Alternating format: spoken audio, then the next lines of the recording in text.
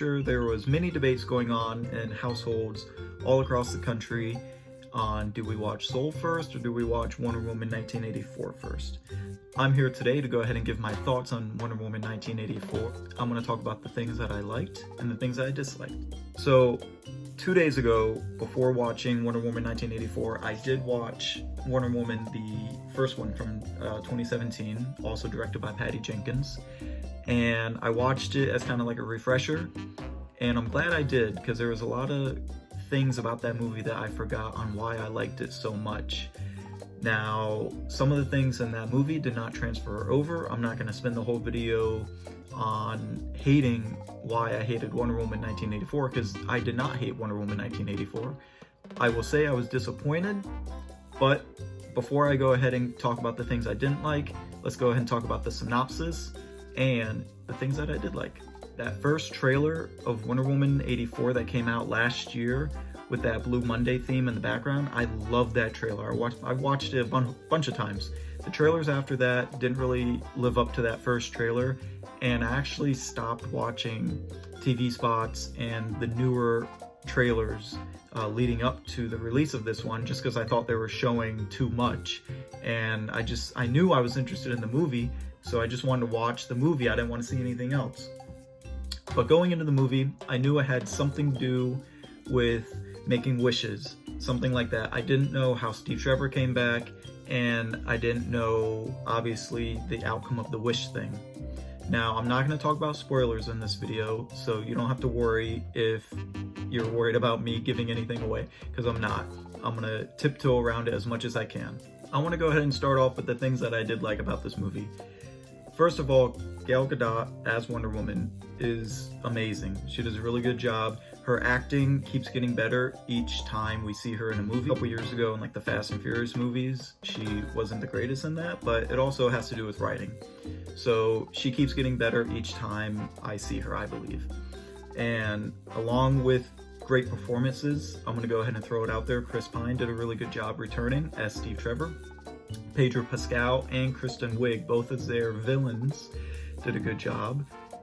Pedro more than Kristen, but I mean, Pedro and Kristen, they're both phenomenal actors. I really like the action.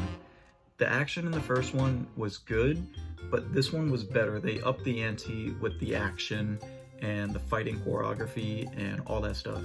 They definitely raised the bar a little bit on this one with the action. Like I said, I'm not going to give anything away, but I'm just going to go ahead and throw it out there. My favorite scene was when they are in Saudi Arabia, I believe, when they're in the desert. I'm just going to leave it at that. If you saw the movie, then you already know what I'm talking about. That was my favorite scene of the whole movie. Another thing that I liked about this movie, I obviously was not born in the 80s, but I got the vibe that this is what the 80s would be like if I lived in the 80s. I've seen it before in TV shows and other movies, the 80s vibe, and they did a good job presenting the 80s to me as someone in their 20s. So they did a really good job with that. But on that note, let's go ahead and move into a couple of the things that kind of bothered me and stuck out as, let's just say, disappointments in the movie. Now, giving the vibe of an 80s movie is good, but we're in 2020. When you make a movie about the 80s, you don't need to pretend that you're making the movie in the 80s, if that makes a difference. Make a movie about the 80s, but don't make it like you're in the 80s. Some of the stuff that happened in this movie just came across as cheesy.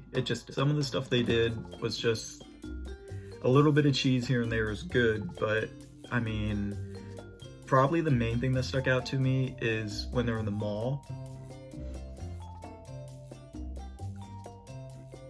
Come on. No, another thing was, I said the performances were really good, but the script and the story, the actor doesn't write the script. They can only do so much with the script that they're given, but the story of this movie was just lame. It didn't make sense. I said earlier, making wishes, I'm not going to go any further than that. I'm okay if they really were set on keeping it in the 80s, but they could have came up with a different story, because this one just was weak, honestly. And I said it earlier, but it was a disappointment. The last thing I can go into without getting into any spoilers on why this movie was not what it should have been was the runtime. The movie was too long. The opening scene was cool, but it didn't need to be in there. The ending was stretched out too far, and there was just a couple middle things in between here and there. They could have cut this movie by like 15 minutes. I would say a clean, easily 15 minutes this movie could have been cut, and then maybe even a little bit off the top of there. I feel like because Patty Jenkins did such a good job with the first one, Warner Brothers just said, do whatever you want with this one. I don't care, whatever. So sometimes giving a director too much freedom and creative control can be hurtful for the film. Even though there was a couple things I didn't like about this movie, if you liked Wonder Woman, the first one, or if watching the trailers for this movie interests you, go ahead and check it out. It's worth a watch. This is not a dumpster fire of a movie. I would say it's mediocre at best. It's a 5 out of 10. Watch the movie if you're sitting around with your family, you want something to watch, you want to chuckle, you want some action. I'm gonna go ahead and leave it at that without getting into any more details. If you like this video, don't forget to comment, like, and subscribe, and I'll see you next time.